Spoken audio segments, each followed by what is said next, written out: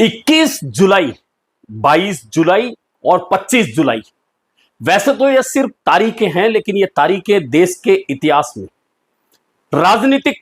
चर्चाओं में हमेशा याद आती रहेंगी, चर्चाएं चलती रहेंगी। इसमें एक दिन पहले की 20 जुलाई और जोड़ ली जाए तो ये 4 ऐसी तारीखें हो गई जो राजनीतिक रूप से कई बार चर्चाओं का हिस्सा बनेंगी। और चर्चाओं का हिस्सा बनेंगी तो इन तारीखों पर क्या हुआ उन पर चर्चा होगी, और उन चर्चाओं में से कौन निकल कर आगे आया यह चर्चाएं होंगी। और 20 तारीख जहां सीजेपी के आंदोलन जो संसद मार्च था उसके लिए याद की जाएगी, तो 21, 22 और 25 जुलाई कांग्रेस के लिए बहुत खास तारीखें बन गई है। हालांकि 21 जुलाई वैसे तो कांग्रेस अध्यक्ष मल्लिकार्जुन खड़गे का जन्मदिन है, लेकिन उस जन्मदिन के वहां से निकलकर जो 3 दिन कांग्रेस ने देश की सड़कों पर किया वह अपने आप में अलग था। दरअसल राजनीतिक कार्यक्रम देखते हुए, राजनीतिक कार्यक्रम, प्रोटेस्ट ये देखते हुए बहुत लंबा समय हो चुका है और हर पार्टी का आंदोलन देखा है, उसे कवर किया है, लेकिन कांग्रेस में अचानक ऐसा बदलाव क्यों आ गया यह एक देखने वाली बात है। और ठीक है, दिल्ली में तो राहुल गांधी मौजूद है, मल्लिकार्जुन खड़गे मौजूद है, सोनिया गांधी है, प्रियंका गांधी है, वहां भीड़ होगी, वहां कार्यकर्ता आएंगे, वहां नेताओं को जुटना पड़ेगा क्योंकि बड़े नेता मौजूद हैं। लेकिन अन्य राज्यों में, छोटे जिलों में निकलकर यह आंदोलन अगर सड़कों पर कांग्रेस सफलतापूर्वक कर रही है तो महत्वपूर्ण बात यह है। खासतौर पर और कहीं की बात नहीं करके राजस्थान की बात करूं और राजस्थान की राजधानी जयपुर की बात करूं तो जयपुर में इन 3 तारीखों पर जो आंदोलन हुए हैं कांग्रेस की तरफ से, बहुत शॉर्ट पीरियड पर मीडिया को जानकारी हमें दी गई। और जब हमें जानकारी इतने शॉर्ट पीरियड पर दी गई है तो हो सकता है कि कार्यकर्ताओं को भी जानकारी शॉर्ट पीरियड में मिली हो, लेकिन इसके बावजूद अगर कार्यक्रम सफल हो गए और इन सफल कार्यक्रमों में भी बहुत सारे नेताओं ने जो अपने आप को बड़े नेता बताते हैं कांग्रेस में, उन नेताओं ने दूरी बनाकर रखी, इसके बावजूद अगर कार्यक्रम सफल हो गए तो कहीं ना कहीं इसके पीछे कोई स्पेशल रणनीति तो रही होगी। आज करेंगे इस पर बात। मैं हूं जर्नलिस्ट योगेश के शर्मा। अगर चैनल पसंद आए तो लाइक और सब्सक्राइब जरूर कीजिएगा। तो बात करते हैं 21 तारीख के कार्यक्रम की। अचानक यह कार्यक्रम कैसे बना और सफल कैसे हुआ। दरअसल 21 तारीख को याद होगा आपको कि कांग्रेस अध्यक्ष मल्लिकार्जुन खड़गे का जन्मदिन था और इससे एक दिन पहले 20 जुलाई को दिल्ली में सीजेपी के प्रदर्शन पर बर्बरतापूर्वक लाठीचार्ज करके उसे कुचलने का प्रयास हो चुका था और कांग्रेस पूरी तरह से सड़कों पर उतर चुकी थी। लेकिन किसी को यह पता नहीं था 21 जुलाई को क्या होने वाला है। 21 जुलाई को कांग्रेस के तमाम नेता कांग्रेस अध्यक्ष खड़गे को जन्मदिन की बधाई देने जाते हैं और वहां जो रणनीति बनती है वह ना तो केंद्र सरकार को पता चलती है, ना आईबी को इनपुट मिल पाता है। और कांग्रेस के नेता राहुल गांधी, प्रियंका गांधी, खड़गे सहित तमाम नेता प्रधानमंत्री निवास पर जाकर गेट पर बैठ जाते हैं धरने पर। यह बहुत बड़ा घटनाक्रम हो जाता है और जैसे ही यह घटनाक्रम होता है उसके बाद निश्चित है कि पुलिस ने बलपूर्वक राहुल गांधी सहित तमाम नेताओं को हटाया। और यह संदेश जब पूरे देश में गया तो तमाम देश की राजधानियों में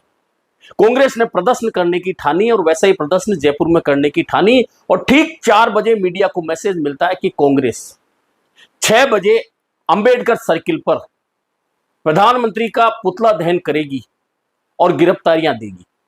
यह संदेश मीडिया को 2 घंटे पहले मिलता है तो सोचा जाता है कि कुछ 10, 20, 50, 100 लोग आएंगे, पुतला दहन का कार्यक्रम होगा। लेकिन 6 बजे वहां जाकर देखा जाता है तो 100, 125 की संख्या उस वक्त मौजूद होती है, लेकिन अचानक आधे घंटे बाद वह संख्या बढ़कर सैकड़ों की हो जाती है। और प्रमुख नेता, पूर्व मुख्यमंत्री अशोक गहलोत भी मौजूद होते हैं, गोविंद सिंह डोटासरा भी मौजूद होते हैं, विधायक भी मौजूद होते हैं, पूर्व विधायक भी मौजूद होते हैं, पूर्व मंत्री भी मौजूद होते हैं और कार्यकर्ता पदाधिकारी इकट्ठे होकर एक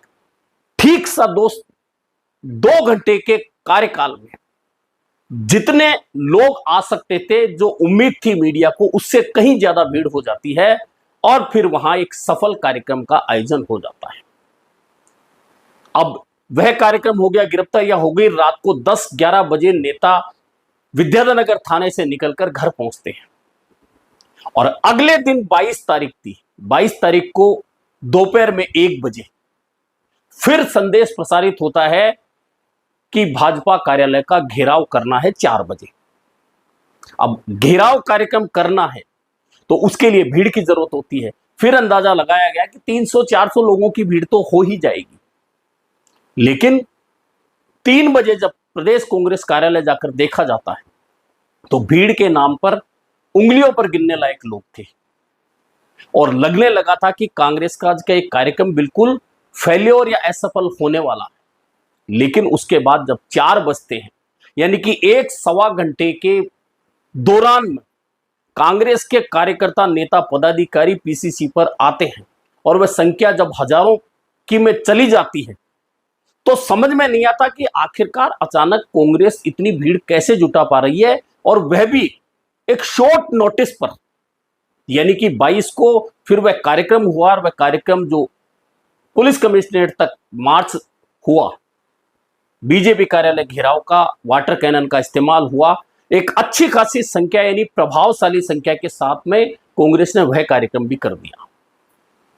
अब बात आती है 25 तारीख की। 25 तारीख को पूरे देश में कार्यक्रम रख दिया गया कि नीट पेपर लीक में जितने बच्चे मारे गए हैं उन्हें श्रद्धांजलि देनी है और शिक्षा मंत्री धर्मेंद्र प्रधान का इस्तीफा मांगते हुए कैंडल मार्च करना। लेकिन इससे पहले ही जो सरकार पर दबाव बना,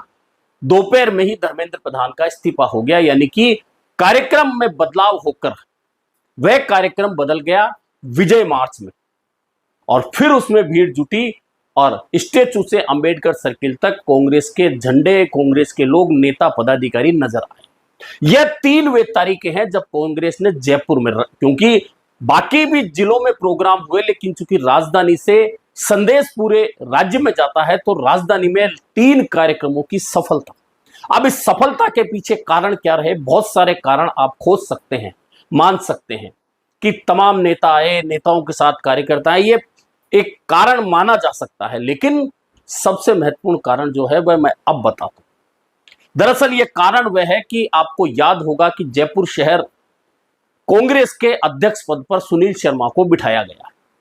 वे इंटेलेक्चुअल हैं, लोग सोचते थे कि वे जमीन पर किस तरह से काम करेंगे, क्योंकि इंटेलेक्चुअल व्यक्ति का जमीनी स्तर पर राजनीतिक रूप से सफल होना लोग मानते हैं कि बहुत मुश्किल है। लेकिन सुनील शर्मा ने यह कमाल कर दिया है कि अध्यक्ष बनने के बाद में अब तक कुछ ऐसे अलग हटकर प्रोग्राम कर दिए हैं जो कांग्रेस के साथ में उन लोगों को भी जोड़ रहे हैं जो कभी कांग्रेस के साथ नजर नहीं आते थे, खासतौर पर उन वर्गों को जो कांग्रेस का वोट बैंक ही नहीं माना जाता। और इसके पीछे की जो रणनीति है या कारण बोल सकते हैं कि पहली बार जिला कांग्रेस का अध्यक्ष किसी को अपने यहां मिलने के लिए बुलाने की बजाय खुद लोगों के घर, गली, मोहल्लों में पहुंचकर उनसे मुलाकात करने को ज्यादा तवज्जो दे रहा। और सुनील शर्मा, चाहे वह हरमाड़ा हो, चाहे वह सांगानेर हो, चाहे वह बगरू हो, चाहे वह खो नागौरियान हो, चाहे वह आमेर हो, तमाम जगहों पर अगर वार्डों में जाकर, गली मोहल्ले पर, चौपाल में बैठकर लोगों से चर्चा कर रहा हो, तो यह कांग्रेस का वह सबसे बड़ा बदलाव है जयपुर शहर में, खास तौर पर, जो इससे पहले बहुत सालों तक कभी देखा नहीं गया। हालांकि मुझे याद है कि पूर्व मंत्री श्रीराम गोटेवाला जब जयपुर में राजनीति किया करते थे तब उनका यह स्टाइल हुआ करता था कि लोगों तक वे जाते थे, लोगों को नहीं बुलाते थे। और उसके बाद में जयपुर में कांग्रेस के अध्यक्ष सुरेश शर्मा रहे थे, उनका भी यह स्टाइल था कि वे कार्यकर्ता तो पहुंचते थे, कार्यकर्ता को नहीं बुलाते थे। और अब वही स्टाइल सुनील शर्मा ने अपनाई है कि वे लोगों को बुलाने की बजाय घर के दरवाजे उनके खुले रहते हैं कि कोई भी कभी भी आए, मिले। और जब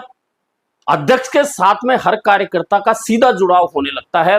खुद अध्यक्ष अगर लोगों तक पहुंचता है तो निश्चित है कि उनका जुड़ाव ज्यादा बढ़ता है, मजबूत होता है। और कहीं ना कहीं यह वह बड़ा कारण रहा कि जब कांग्रेस के लगातार 21-22 को 2 कार्यक्रम हुए, वे सफल हुए, फिर 25 को भीड़ जुट गई।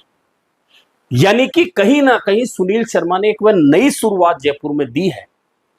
जो कहीं ना कहीं आगे जाकर कांग्रेस को फायदा जरूर देगी, खास तौर पर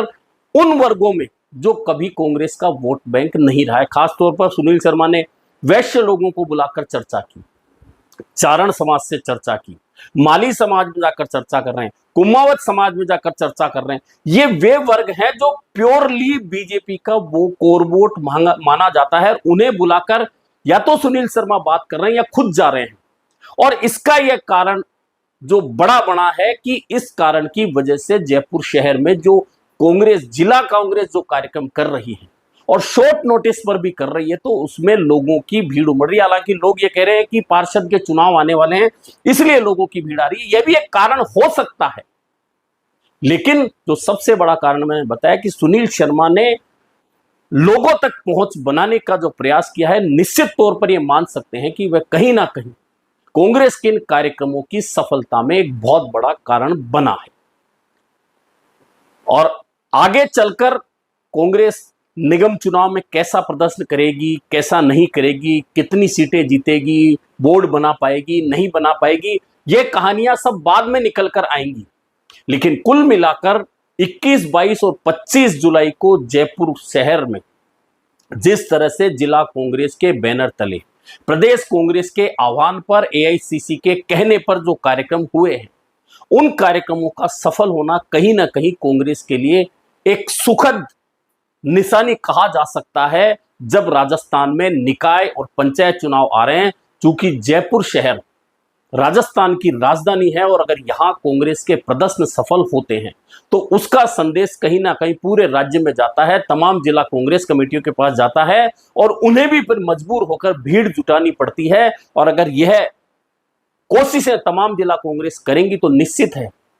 कि प्रदेश कांग्रेस के अध्यक्ष के रूप में गोविंद सिंह डोटासरा ने जिस तरह से जमीनी स्तर पर पार्टी को ले जाने का प्रयास किया है, उस प्रयास को चरितार्थ करते हुए जयपुर शहर में अगर जिला कांग्रेस के अध्यक्ष सुनील शर्मा ने एक नई कहानी लिखने की कोशिश की है, तो निश्चित मान के चलिए कि कांग्रेस जीतेगी हारेगी ये बाद की कहानियां हैं। लेकिन कुल मिलाकर जयपुर शहर की सड़कों पर लंबे समय के बाद में अगर कांग्रेस की इतनी मजबूत उपस्थिति है, तो कहीं ना कहीं वे लोग भी वापस पार्टी के साथ जुड़ने का प्रयास करेंगे जो लंबे समय से घर पर बैठ गए थे, क्योंकि सुनील शर्मा ने उन नए और पुराने तमाम लोगों को जाकर पार्टी के साथ जोड़ने के लिए अपने प्रयास जो किए हैं, निश्चित तौर पर किसी भी पार्टी के अध्यक्ष के लिए इससे बढ़िया कोई तरीका नहीं हो सकता लोगों को अपने साथ जोड़ने के लिए, पार्टी के साथ जोड़ने के लिए। अब देखना यह है कि सुनील शर्मा की जो मेहनत है, जो तरीका वे अपना रहे हैं लोगों को जोड़ने के लिए, क्या पार्टी के अन्य नेता या पार्टी का शीर्ष नेतृत्व भी उन प्रयासों पर पीठ थपथपाने के अलावा उन्हें आगे जो भी वे करते हैं उनके लिए फ्री हैंड देकर यह कहता है कि आप जो कर रहे हैं बेहतर कर रहे हैं, अब आप निगम चुनाव में भी इसी तरह से उन कार्यकर्ताओं को निकालकर टिकट दें और किसी नेता के दबाव में ना आए,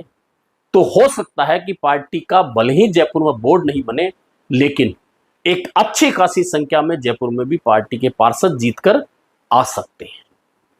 अभी के लिए इतना ही, फिर मिलेंगे नए मुद्दे पर चर्चा के साथ।